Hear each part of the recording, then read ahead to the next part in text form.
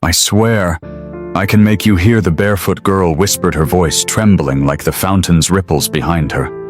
In the courtyard of Grant Industries, marble gleamed under the afternoon sun, and the air smelled of money and arrogance. Lucas Grant, the tech mogul who owned the empire, strode past the fountain with his phone glued to his ear, barely noticing his 10-year-old son Oliver sitting silently on the bench. Deaf since he was 2, Oliver had lived in a world where even his father's voice was nothing but a shadow. That was when she appeared, Lila, thin and barefoot, her clothes threadbare, clutching a tray of wilted flowers and carved trinkets. Security usually chased her away, but fate didn't. Their eyes met his, lonely and wordless, hers wild and knowing. She raised a trembling hand and signed, "Hello." For the first time in years, Oliver's face changed. Someone spoke his language. Moments later, he winced, rubbing his ear. "It itches," he signed. Lila knelt, eyes narrowing. "Hold still," she whispered. Before fear could stop him, her fingers slid carefully into his ear and pulled out something black, alive, writhing. Oliver gasped, and then sound. The blare of a car horn tore through the air, raw and real.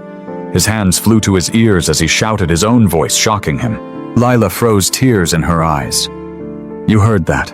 For the first time in 8 years, the silent world cracked open, and inside a courtyard built on power and pride, a barefoot stranger had just done what no fortune could ever buy. She gave a boy back his sound." Lucas Grant could barely breathe as his son's voice echoed through the marble courtyard.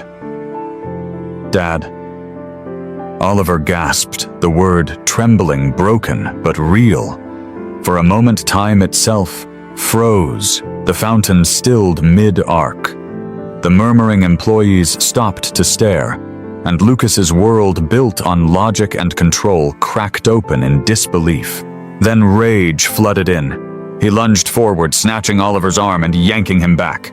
"Get away from him!" he barked at Lila. "Security!" His voice ricocheted through the air, sharp and merciless. But before the guards could arrive, Oliver spoke again, hoarse but loud. "Don't hurt her!" Lucas froze. The sound his son's voice hit him harder than any blow could. For 10 years he'd prayed for that moment. He'd spent millions chasing silence, hiring experts, building machines, and yet a barefoot girl from the street had undone it in seconds. At the hospital, chaos followed. White coats, blinking monitors, sterile light. Lucas stood behind the glass, watching as doctors swarmed around Oliver. His hands trembled, not from fear, but from something darker, guilt. The lead specialist entered, clipboard in hand, voice polished with corporate calm. "Remarkable case, Mr. Grant. The obstruction appears to have been removed. Temporary recovery is possible." "Temporary," Lucas snapped. "A girl off the street did what you couldn't in 8 years, and you're calling it temporary." The doctor adjusted his glasses, avoiding Lucas's gaze. "We followed all protocols." "Protocols." Lucas's voice cracked. "You took my money, promised miracles, and you never even looked inside his ear." Beside him, Lila stepped forward, her tone cutting through the sterile air. "They didn't look because they didn't care. They saw your name, your money, not your son." Lucas turned toward her, anger flickering, but behind it, something else, truth. He felt it sinking in like a knife. The chief doctor sighed and slid a folder across the table. "You should see this." Inside were pages of medical notes, stamped and signed reports declaring Oliver's condition irreversible.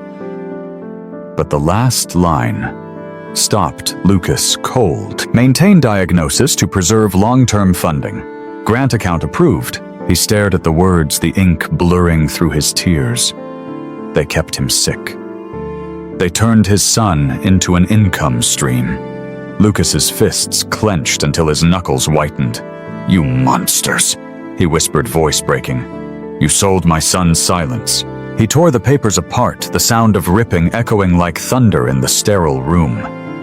Lila stood silently, eyes burning with fierce compassion. Now, for the first time in his life, Lucas Grant, billionaire, innovator, man of reason, was learning what true deafness felt like, the kind that comes not from the ears, but from the heart that forgot how to listen. The hospital corridor was too bright, too clean for what Lucas Grant felt inside. The truth throbbed in his chest like a siren that wouldn't stop. They had bought his son's silence. Not nature, not fate people. People who smiled in polished offices, who sent invoices with words like care plan and treatment package. And he'd signed them all. He sat beside Oliver's hospital bed, hands clasped, staring at the small boy, who now lay awake, tracing the pulse on his father's wrist, like he could feel sound through touch. "You're safe," Lucas whispered, though his voice shook. "I promise I'll fix this." Oliver turned his head, eyes wide and searching. His lips moved slowly, uncertainly. "Not your fault," he said, his voice hoarse, the syllables wobbling like a newborn fawn's first steps. Lucas's throat closed. For years, he'd convinced himself that throwing money at experts was love, that presence could be replaced by progress. But now, in the quiet hum of the hospital room, he saw the cost of his blindness, not just the silence of his son, but the silence inside himself. Behind him, Lila stood near the door, her hands still stained faintly with dried blood from what she had pulled from Oliver's ear. She didn't speak, didn't need to. Her very stillness was a mirror, and Lucas saw himself in it, not the powerful CEO, but a father who had stopped seeing his own child. He turned toward her. How did you even know? What made you look?" Lila met his eyes. "Because I actually saw him," she said softly. "Everyone else looked at the money. I looked at the boy." Her words landed like truth disguised as mercy. Lucas exhaled, defeated. "You're just a kid. How do you talk like you've lived 100 years? She shrugged, gaze steady. "Because on the streets you hear everything no one else listens to." The room went quiet, except for the soft rhythm of Oliver's breathing. For the first time, Lucas realized silence didn't have to mean emptiness. It could mean listening. He turned to his son, brushing a hand through the boy's hair.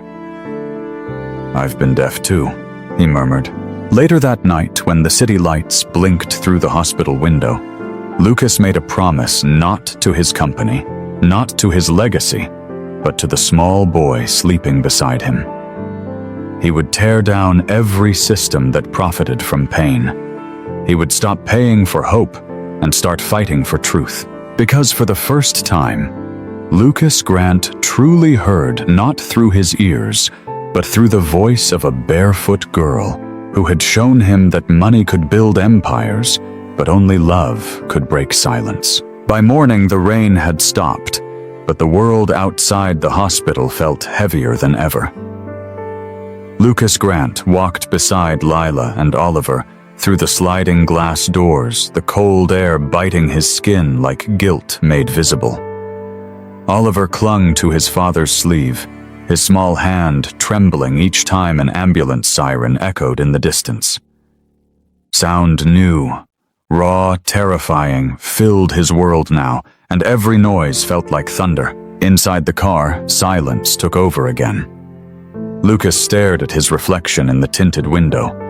A man who had everything yet had failed at the one thing that mattered most.